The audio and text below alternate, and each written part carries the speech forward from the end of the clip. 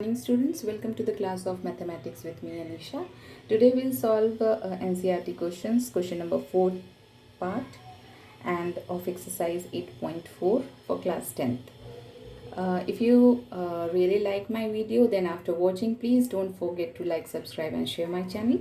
So let's start to solve this question. We can write it in the form of 1 upon cos A, sec, and then tan can be written also in the form of sin and cos. The clue of these type of question is only that you need to solve these type of question. First convert any trigonometric identities in the simplest form of sin and cos, because every trigonometric identities, every trigonometric ratios that can be converted in the form of sin and cos. Okay, so first solve this part. You have to take the LCM first and it will become 1 upon sin A. Then again here it is written like this, 1 minus sin A, that will be copied as it is. Now we can see here that 1 plus sin A and 1 minus sin A. So we have to multiply them together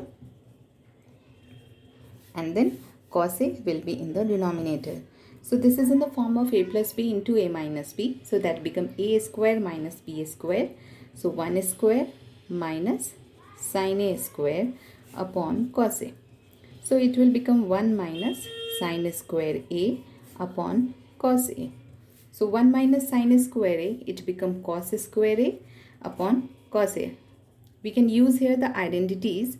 Identities we have used, that is sin square A plus cos square A is equal to 1.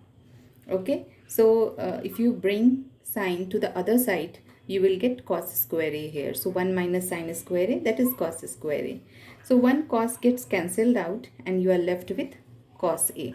So cos A is the correct option of the third part of question number 4. Okay, now moving ahead to the fourth part.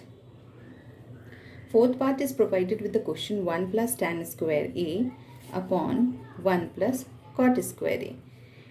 It is directly, you can use here directly the identities. 1 plus tan square A is equal to sec square A and 1 plus cot square A is cosec square A. So sec square A can be written in the form of 1 upon cos square A and cosec square can be written in the form of 1 upon sin square A. Okay, now moving ahead,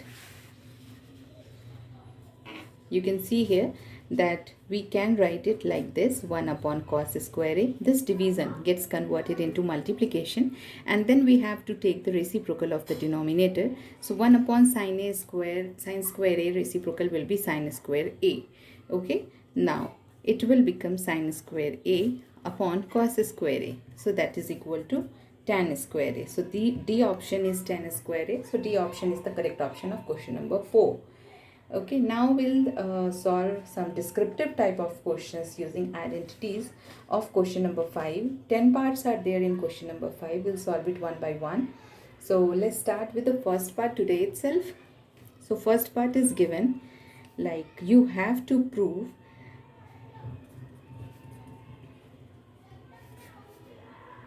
cosec theta minus cot theta whole square, that is equal to 1 minus cos theta upon 1 plus cos theta. So we'll start with the LHS part and then we'll move to the RHS part. Okay, so in LHS part also what we have to do, again we'll use the same hint that we have to convert all trigonometric ratios into sine and cos function. So cosec can be written as 1 upon sin theta and cot can be written as cos upon sin theta. So this is whole square. We have started with LHS part only. Okay, now we have to take the LCM. So sin theta will be LCM and then in the numerator it become 1 minus cos theta. Again whole square will be there and then 1 minus cos is 1 minus cos whole square. Always try to look at the RHS side also. Okay, whenever we have started with LHS and whatever we are doing in LHS part, from that we can't get the right hand side. Okay, so you have to take into consideration the last end point of the RHS part to prove, so that we can understand that what we need to do here. So here we have to do that, we can square both numerator and denominator separately. Okay, so it will become 1 minus cos theta whole square, and in the denominator now you have to use the identity because we have to bring 1 plus cos theta, it is sin square theta, so we have to use the identity, that is 1 minus cos square theta is equal to sin square theta. Always remember that 1 minus cos square theta is in the form of a square minus b square because 1 square is always 1. So it is in the form of a square minus b square. So we can write it in the form of a plus b into a minus b. Now you can see that 1 minus cos theta, 1 gets cancelled out from numerator and denominator, and we are left with 1 minus cos theta upon 1 plus cos theta, which is RHS part of it. So that's how we can able to prove, hence proved. I hope you are getting my point and understanding. If you face any kind of difficulty, then please write down in the comment box. Thank you for watching. Keep watching.